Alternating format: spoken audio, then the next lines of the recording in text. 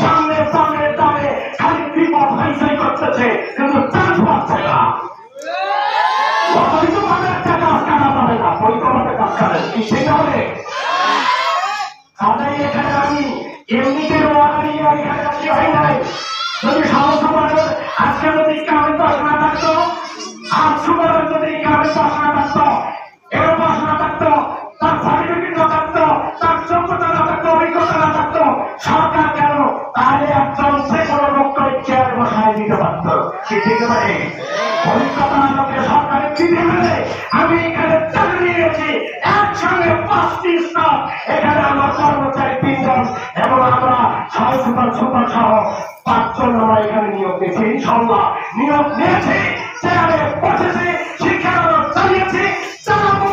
আপনারা সহযোগিতা করবেন কি করবেন না একটু হলেও হাত উঁচু করে দেখান।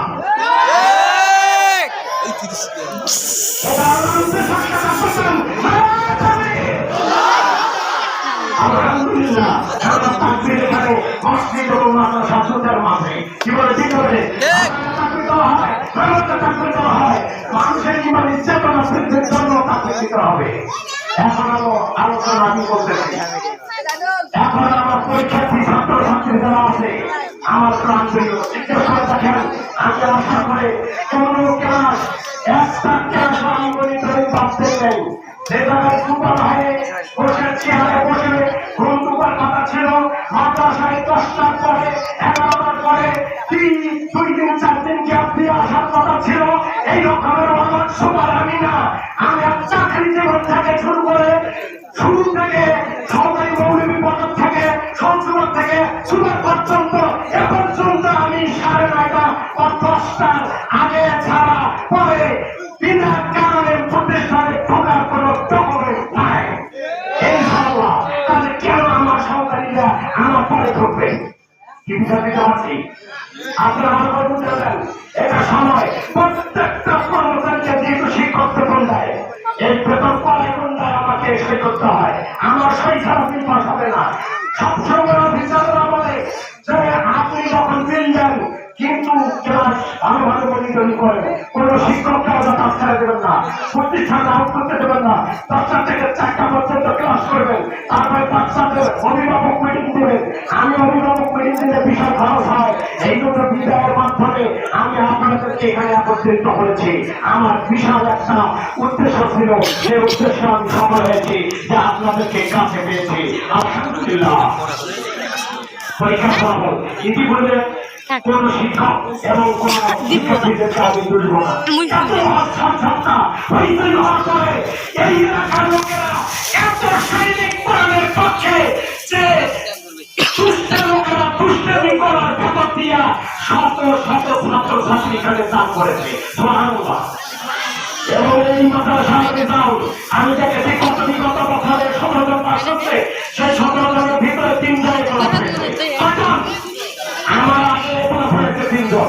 ইনশাআল্লাহ আমি আশা করে আমার বেশি কথা, কিন্তু আমার সময় তাদের 2 বছর না দেওয়ার আগ পর্যন্ত আমি রেজাল্টের গ্রান্টি দিতে পারবো না। এখন আমি আপনাদেরকে বলি পরীক্ষার ফলাফল, তারপরে রেজিস্ট্রেশন, বাচ্চাদের ক্লাস 6 এর রেজিস্ট্রেশন হওয়া লাগে।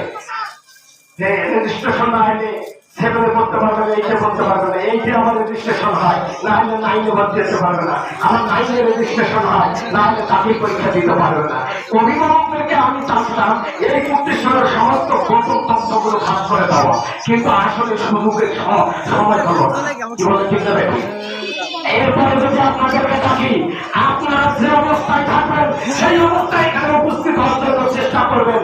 ইনশাআল্লাহ আপনার বাচ্চার ফলাফল অন্যান্য প্রতিষ্ঠানের চাইতে ভালো দেওয়ার চেষ্টা করবো ইনশাআল্লাহ। এখন বছরের 2টি পরীক্ষা হয়, একটা হলো ষান্মাসিক পরীক্ষা আর একটা হলো বার্ষিক পরীক্ষা। পরীক্ষার ফি যদি বাচ্চারা দেয় চায়, অভিভাবকেরা বলবে না। তারপরে পরীক্ষার ফলাফল, তারপরে রেজিস্ট্রেশনের সময় যখন শিক্ষা রেজিস্ট্রেশন করা হয়, তখন রেজিস্ট্রেশনের সরকার একটা ফি তাদের করে দেয় 200 টাকা, 8 এর দেওয়া যায় 300 টাকা, 9 এর দেওয়া যায় 300-400 টাকা। এইভাবে তখন আমাদের কাগজপত্রে সবকিছু ঠিকঠাক করতে গেলে একটু টাকার অ্যামাউন্টটা বেশি লাগে, এটা আপনাদেরকে জানাই রাখলাম। আপনারা এগুলো এরা করবেন। তারপরে বই আনা, এই বই আপনাদের নিয়ে আসতে সরকার বলে বই পিছে 3টা-4টা করে বই, এই বইগুলো আনতে আমার 200 টাকা কিনে যায়, তাহলে এইভাবে বই আনার টাকা। এই জন্য আমি এই কম্পিটিশনে সেশন ফি চালু করেছি যে 1 ক্লাস থেকে আরেক ক্লাসে যখন যাবে তখন ওই বাচ্চারা 100 টাকা দেবে, বেশি না।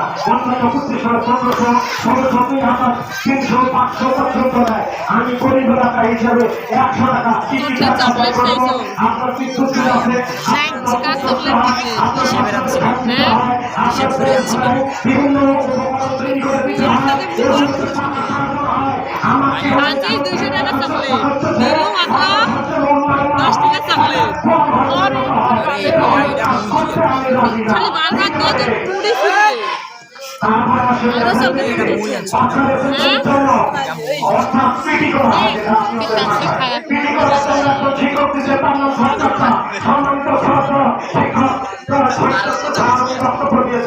উনি পিটিতে দাঁড়িয়ে দেখা যায় বাচ্চা সীমিত, তারপরে বাচ্চা আমরা আইন করে দিয়েছি।